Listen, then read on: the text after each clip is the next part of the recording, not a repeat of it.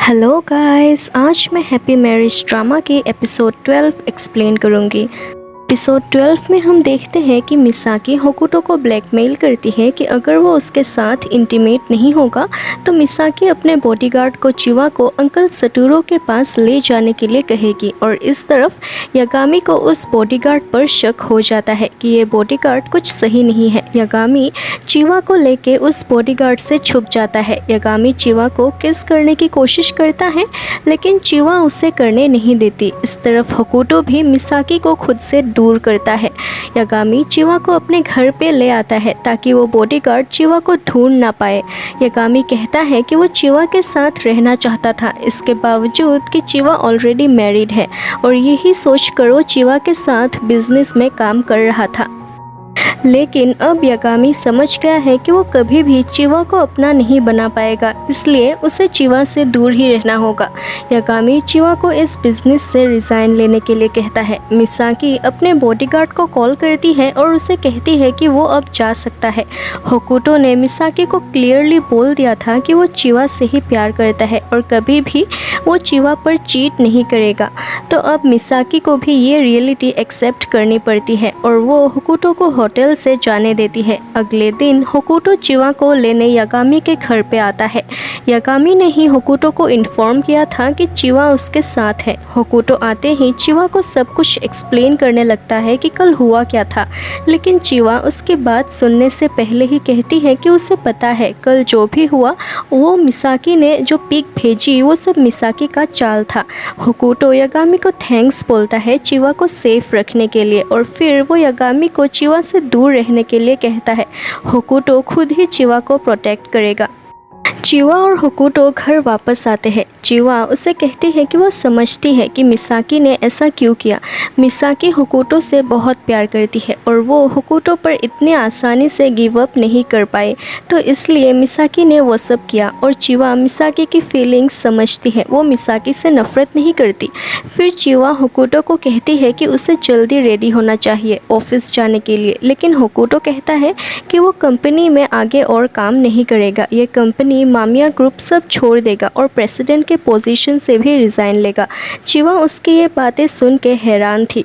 होकुतो आगे कहता है कि वो चिवा को और मुसीबत में नहीं डालना चाहता। मामिया फैमिली में इन्वॉल्व होने के वजह से ही तो चिवा पर इतनी प्रॉब्लम्स आई। वो चिवा को बस सेफ रखना चाहता है। चिवा होकुतो को समझाती है कि कंपनी में काम करना ही तो उसका गोल था ना, तो वो ये ऐसे कैसे छोड़ सकता है। होकुतो कहता है कि उसके लिए अब चिवा से ज़्यादा कुछ भी इम्पोर्टेंट नहीं है। अगर चिवा उसके साथ है तो वो एक छोटे से घर में भी खुश रह सकता है। होकुतो डिसाइड करता है कि वो चिवा के साथ विलेज में जाके रहेगा। होकुतो और चिवा ये बात चिवा के डैड को इन्फॉर्म करने जाते हैं। वहाँ जाके उन्हें पता लगता है कि चिवा के डैड भी शादी करना चाहते हैं मिडोरी सान से। चिवा ये जान के हैरान थी क्योंकि मिडोरी सान चिवा की सीनियर थी पिछले जॉब में। जब सोमा सान को पता लगता है कि चिवा और होकुतो जा रहे हैं तो सोमा भी बहुत रोती है। होकुतो कहता है कि अब सोमा सान को अपने बारे में सोचना चाहिए और शादी भी कर लेनी चाहिए। फिर एक महीने बाद का सीन दिखाया जाता है। अब होकुतो और चिवा एक गांव में रहते हैं। यहाँ दोनों ही बहुत पीसफुली रहते हैं। होकुतो बचपन में अपने मॉम के साथ इसी विलेज में रहा करता था और जो लोग होकुतो को पहचानते हैं उन लोगों ने होकुतो को बहुत अच्छे से वेलकम किया। एक आदमी होकुतो को यहाँ शॉप खोलने का आइडिया देता है जिससे होकुतो की अच्छी अर्निंग हो जाएगी। होकुतो ये आइडिया चिवा को बताता है। चिवा बोलती है कि आइडिया सही है, वो अच्छी कुकिंग भी कर लेती है, लेकिन चिवा अब भी ये चाहती थी कि होकुतो पहले की तरह एक कंसल्टेशन कंपनी खोले। लेकिन होकुतो फिर से बिजनेस करना नहीं चाहता क्योंकि उसे पता है कि अगर उसने फिर से बिजनेस करना शुरू किया तो उसकी मामिया ग्रुप से दुश्मनी हो जाएगी और वो किसी भी तरह से मामिया ग्रुप के साथ इन्वॉल्व होना नहीं चाहता। अगले दिन चिवा होकुतो को बिना बताए ही उसके ग्रैंडफादर के घर पे जाती है। चिवा अब भी चाहती है कि होकुतो मामिया ग्रुप में ही काम करे, उसी कंपनी में जहां होकुतो बहुत ज़्यादा सक्सेसफुल हो पाएगा। चिवा होकुतो के ग्रैंडफादर से कहती है कि वो होकुतो को छोड़ के चली जाएगी, लेकिन इन रिटर्न वो सिर्फ एक ही चीज़ चाहती है। वो चाहती है कि होकुतो को मामिया ग्रुप का प्रेसिडेंट बना दिया जाए और ये कंपनी भी होकुतो के नाम पे हो जाए फिर से। ग्रैंडफादर बोलते हैं कि चिवा बिल्कुल यूको की तरह है। यूको ग्रैंडफादर के दूर की कज़िन थी जिनसे वो बहुत प्यार करते थे, लेकिन यूको ने उनके फ्यूचर के बारे में सोचकर ही उनका साथ छोड़ दिया था ताकि ग्रैंडफादर की फ्यूचर अच्छी हो। और अब ग्रैंडफादर को समझ आ रहा है कि यूको ने ऐसा इसलिए किया था क्योंकि यूको उनसे बहुत प्यार करती थी।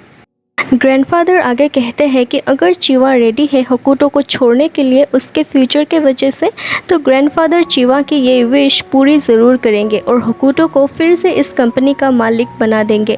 चिवा ये सुन के बहुत खुश थी। चिवा आगे ग्रैंडफादर से पूछती है कि आखिर होकुटो पर बार बार हमला कौन करता है, कौन उसके जान के पीछे पड़ा है। चिवा उस इंसान के बारे में जानना चाहती है। चिवा कहती है कि वो ये बात किसी को भी नहीं बताएगी, लेकिन ये इंसान जो होकुटो की जान लेना चाहता है ज़रूर इस फैमिली का ही कोई है। ग्रैंडफादर कहते हैं कि वो चिवा को इस बारे में कुछ नहीं बता सकते, तो चिवा कहती है कि अगर वो नहीं बताएंगे तो वो सब कुछ जाके रिपोर्टर्स को बता देगी कि कैसे उस पर और होकुटो पर बार बार फैमिली के ही किसी मेंबर ने हमला किया था। अब चिवा को किसी भी बात का डर नहीं है क्योंकि अब होकुटो और उसके पास खोने के लिए और कुछ भी नहीं है। तभी सटोरू की वाइफ चाकू लेके चिवा पर हमला करने आती है। उसी वक्त होकुटो भी वहां आता है और सटोरू आके अपने वाइफ को रोक लेता है उन पर हमला करने से। जब होकुटो टेबल में पड़े डिवोर्स पेपर्स को देखता है तो चिवा समझाने लगती है वो उसे छोड़ के जाने का सोच रही थी ताकि होकुटो फिर से मामिया फैमिली में वापस आ सके। और चिवा ये भी पता लगाना चाहती थी कि होकुटो पर कौन बार बार हमला कर रहा था, लेकिन होकुटो कहता है कि रीज़न चाहे जो भी हो वो चिवा का साथ कभी नहीं छोड़ेगा। सटोरू होकुटो से माफ़ी मांगता है और कहता है होकुटो पर हमला उसके वाइफ ने ही किया था बार बार।